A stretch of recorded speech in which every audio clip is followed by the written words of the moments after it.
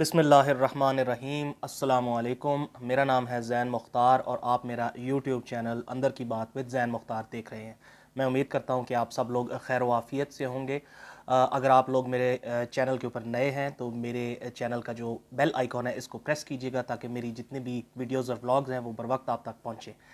आज के व्लॉग के अंदर हम जिन चीज़ों के ऊपर बात करेंगे उनमें पंजाब के अंदर और पाकिस्तानी सियासत के अंदर ओवरऑल एक चूहे बिल्ली का खेल चल रहा है। मैं कोशिश करूंगा कि इसके मुख्तलिफ जो आस्पेक्ट्स हैं वो आपको बताऊं। उसके अलावा कौन किसकी लड़ाई करवाना चाह रहा है, आपस में ताल्लुकात ख़राब करवाना चाह रहा है, ये भी बड़ी एक अहम चीज़ है। आज के दिन सदर और वज़ीर आज़म का एक पैगाम है, उसके ऊपर बात करेंगे। पाकिस्तान के अंदर दहशत गर्दी की वजह से जो हालात तब्दील हो रहे हैं और बद से बदतर की तरफ जा रहे हैं, इसके ऊपर बात करेंगे। और परवेज़ इलाही साहब जो हैं उन्होंने कब वोट लेना है, वोट ऑफ कॉन्फिडेंस का, और आखिर में बात करेंगे कुछ अमेरिका की। जी, तो शुरू करते हैं आज का व्लॉग। और सबसे पहले जो है, आज चूँकि 25 दिसंबर है और Quaid-e-Azam Mohammad Ali Jinnah founder of the nation बानी है पाकिस्तान, आज उनका 146वां 146th यौम पैदाइश है। मैं दिन भर ये सोचता रहा कि मैं क्या पैगाम दूँगा। बहुत शर्मिंदगी है और अल्फाज की कमी है, क्योंकि हम पाकिस्तान में बहैसियत कौम आज तक उन तमाम तर फरमूदात और उन प्रिंसिपल्स के ऊपर अमल नहीं कर सके जो कायद-ए-आज़म मोहम्मद अली जिन्ना ने हमें दिए थे। आज दिन के आगाज़ में सदर पाकिस्तान और प्राइम मिनिस्टर ऑफ पाकिस्तान दोनों ने अलहदा-अलहदा पैगामात दिए। वो रस्मी पैगामात थे कि किस तरह हमें कायद-ए-आज़म के जो फरमूदात हैं उनके ऊपर अमल करना चाहिए। लेकिन अब वक्त आ गया है कि शायद हम लोगों को कोई एक साइड चूज़ करनी पड़ेगी, क्योंकि पाकिस्तान के हालात ख़राबी की तरफ तेज़ी से जा रहे हैं। हम उम्मीद करते हैं कि हम कायद का पाकिस्तान बनाने में कामयाब होंगे और आगे आने वाली नस्लों के लिए ये एक अच्छा पाकिस्तान छोड़ेंगे। मूव करते हैं आगे। दूसरी चीज़ है, आज क्रिसमस है। मैं तमाम तर जो हमारे क्रिश्चियन ब्रेदरन हैं, बहन भाई हैं, जो पाकिस्तानी हमारे साथ आज ईद मना रहे हैं, अपनी क्रिसमस मना रहे हैं, उन तमाम को मेरी तरफ से बहुत बहुत क्रिसमस की मुबारकबाद। अल्लाह ताला उनके लिए तमाम तर आसानियाँ भी फरमाए पाकिस्तान में। सबसे पहले बात करेंगे पाकिस्तान के अंदर जो अमन व अमान की सूरत हाल दिन ब दिन ख़राब होती जा रही है। आज के दिन के अंदर भी दो बुरी ख़बरें हैं। बलूचिस्तान के अंदर अब से कुछ देर पहले ये सारी डिटेल्स सामने आई हैं। एक हमला हुआ है दहशतगर्दों का, और उसके अंदर जो है वो हमारे काहान का इलाका है और तकरीबन 3 लोगों की शहादत हुई है। उसके अलावा दिन में एक ग्रेनेड अटैक भी हुआ है। ये सारी की सारी चीज़ें जो हो रही हैं पाकिस्तान के अंदर, आप देखिए कि खैबर पख्तूनख्वा जो हमारा सूबा है वो फ्रंट लाइन सूबा रहा है हमेशा ये वॉर ऑन टेरर के अगेंस्ट। और आप देख सकते हैं कि वहाँ पर भी हमारे आईबी के जो जवान हैं उनके ऊपर, और पुलिस के जो जवान हैं, पुलिस की जो पिकेट्स और चौकियाँ हैं उनके ऊपर, पुलिस थानों के ऊपर हमले हो रहे हैं।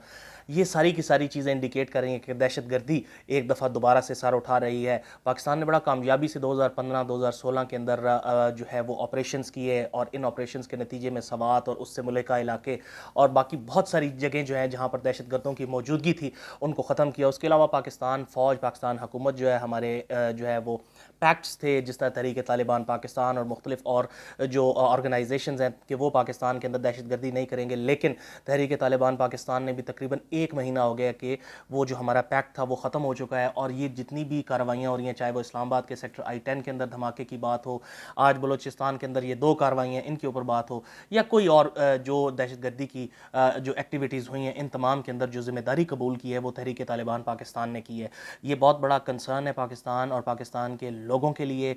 इस वक्त हमारे तमाम तर जो स्टेक होल्डर्स हैं, ख़ास तौर पर हमारी फ़ौज और हमारी हुकूमत वक्त को चाहिए कि कोई ऐसी ठोस पॉलिसी बनाई जाए, क्योंकि ये एक ऐसी चीज़ है जिसमें पाकिस्तान ऑलरेडी तकरीबन 80 से 90 हज़ार सिविलियन और फ़ौज के लोगों की जानों का नजराना पेश कर चुका है। इसमें पाकिस्तान को बहुत बहुत नुकसान हुआ है। हमारी इकॉनमी ऑलरेडी इतने बुरे हालात से गुजर रही है, और हम सब जानते हैं कि तकरीबन $100 अरब से ज़्यादा के नुकसानात दहशतगर्दी की वजह से पाकिस्तान पहले उठा चुका है। तो मैं उम्मीद करता हूँ कि आने वाले दिनों में पाकिस्तान की तरफ से, पाकिस्तान हुकूमत और पाकिस्तान फ़ौज की तरफ से कोई जामे जो पॉलिसी है वो सामने आएगी और इनको बड़े अच्छे तरीके से डील किया जाएगा। उसके बाद मूव करते हैं कि हो क्या रहा है पाकिस्तान के अंदर। पाकिस्तान के सूबे पंजाब के अंदर बड़ी ही इंटरेस्टिंग टाइम्स हैं। मैंने ब्लॉग के शुरू में एक बात कही थी कि कोई किसी की लड़ाई करवाना चाह रहा है, और वो लफ्ज़ है ना हमारा पंजाबी में फफे कुटनी वाला, वो काम हो रहा है। देखिए, आज से 2 दिन पहले की जो डेवलपमेंट थी उसके अंदर पीडीएम ने जिस तरीके से मतलब मूव किया था थ्रू गवर्नर और फिर बहाल हुए वापस परवेज़ इलाही साहब लाहौर हाई कोर्ट की वजह से, तो बाद में एक बयान आया पीडीएम के लीडर पाकिस्तान मुस्लिम लीग नून के लीडर अता तारड़ साहब की जानिब से कि इस पूरे खेल के अंदर जो है वो चालें चली हमने और परवेज़ इलाही ने और हारने वाला था इमरान खान। बेसिकली ये एक तरीक़ाकार था कि शायद थोड़ी सी जो है ना ताल्लुकात में खटाई डाली जाए इमरान खान साहब और परवेज़ इलाही साहब के। बहरहाल उन्होंने अपनी साइड्स चूज़ की हुई हैं, वो दोनों एक दूसरे के साथ जिस तरीके से चल रहे हैं वो बात अब वाज़ेह है। कम अज़ कम अगले इलेक्शन के लिए तो जो पीटीआई और पाकिस्तान मुस्लिम लीग काफ है वो एक साथ हैं।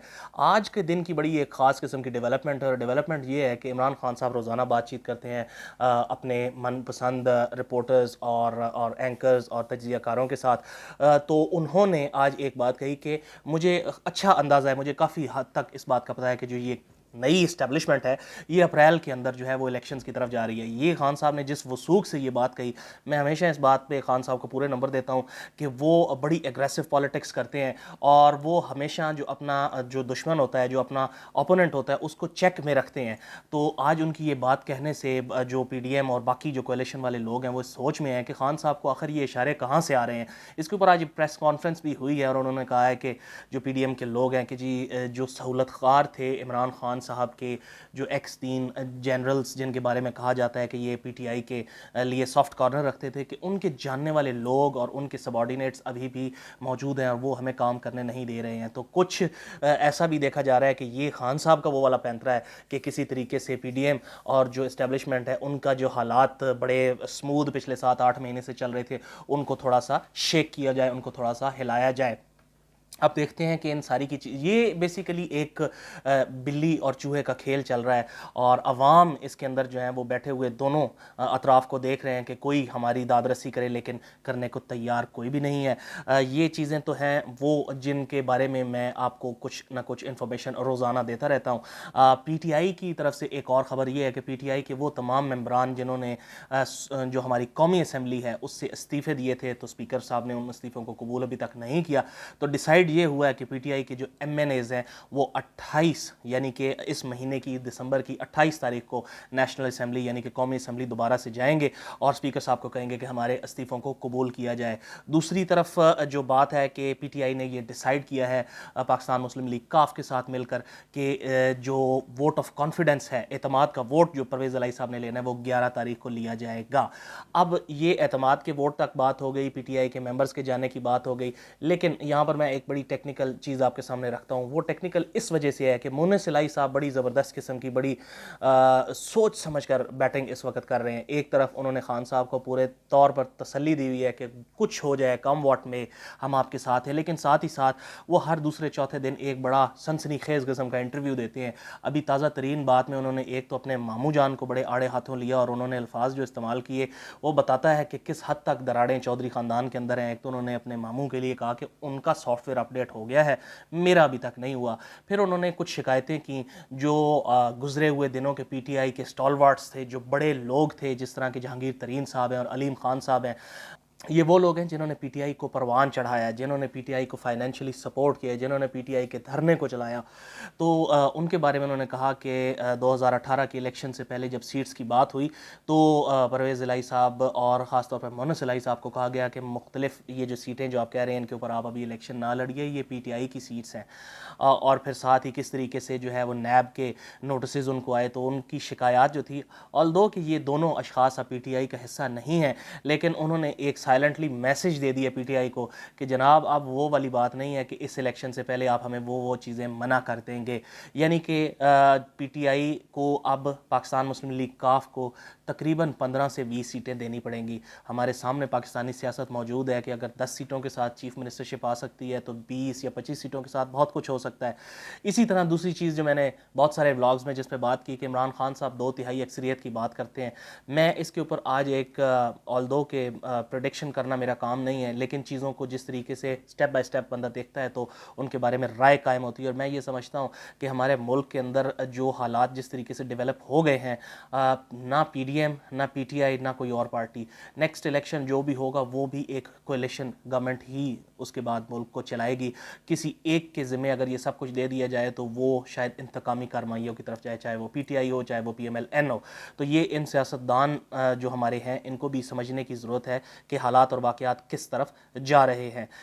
फिर उसके बाद चलते हैं पाकिस्तान में जो अमेरिकी एम्बेसी है उसने अपने तमाम तर मेंबर्स और स्टाफ को कहा है कि आप मैरियट और मुमकिना दहशतगर्दी के हमले की जो है इत्तलात की वजह से उन्होंने मना कर दिया अपने सारे स्टाफ को कि आप किसी भी सूरत में मैरियट इस्लामाबाद में नहीं जाएंगे। ये बड़ी ही ख़तरनाक सूरत हाल है और ख़ास तौर पर इस्लामाबाद में अगर इस तरह की इंफॉर्मेशन और इस तरह की चीज़ें दूसरी एम्बेसीज़ के पास जा रही हैं तो इससे अंदाज़ा लगाया जा सकता है कि हालात कुछ ठीक नहीं हैं।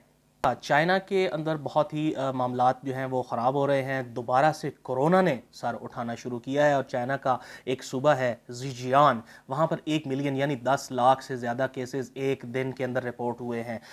और पाकिस्तान में जो NDMA है, नेशनल डिज़ास्टर मैनेजमेंट अथॉरिटी है, और इन तमाम ने एक जो है एमरजेंसी तौर पर अपनी एक मीटिंग की है और पाकिस्तान को बड़ा देख कर चलना होगा क्योंकि पाकिस्तान और चाइना का बॉर्डर मिलता है और यहाँ पर सी पैक की वजह से चाइनीज़ लोगों का पाकिस्तान में आना जाना लगा रहता है। इस वजह से पाकिस्तान इन तमाम चीज़ों में ज़्यादा ख़तरे के ऊपर है।